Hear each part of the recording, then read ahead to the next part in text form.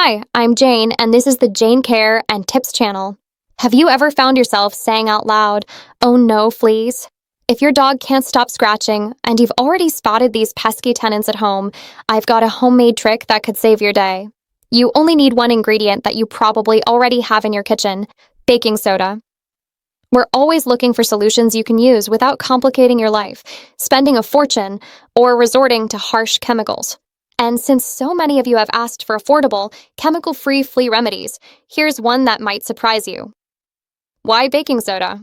The magic of baking soda lies in its ability to affect fleas at every stage: adults, larvae, and eggs. But before we get into how to use it, you need to understand a little detail about these insects.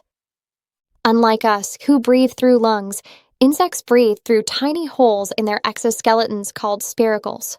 These connect directly to their trachea and allow for gas exchange. If you manage to block those spiracles, you interrupt their breathing.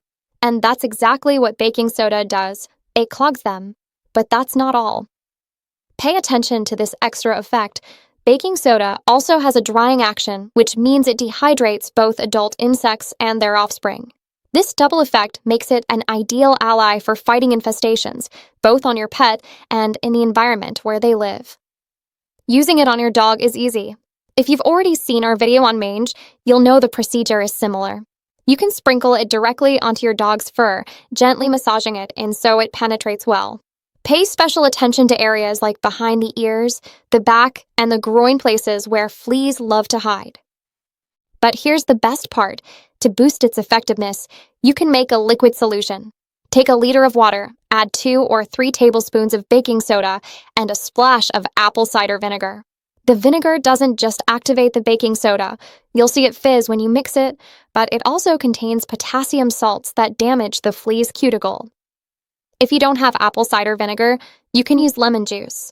Its acidity also helps activate the baking soda and increases its disinfectant power. Once you have the mixture, pour it into a spray bottle and apply it generously to your dog's coat. Then, use the same spray around your home: carpets, curtains, corners, and especially areas where your pet likes to hang out. Fun fact, when this mixture dries, it leaves behind tiny invisible crystals that keep working.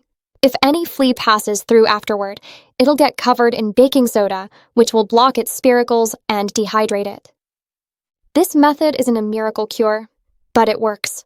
It's affordable, safe, and super easy to use. And best of all, it also works against eggs and larvae. Why?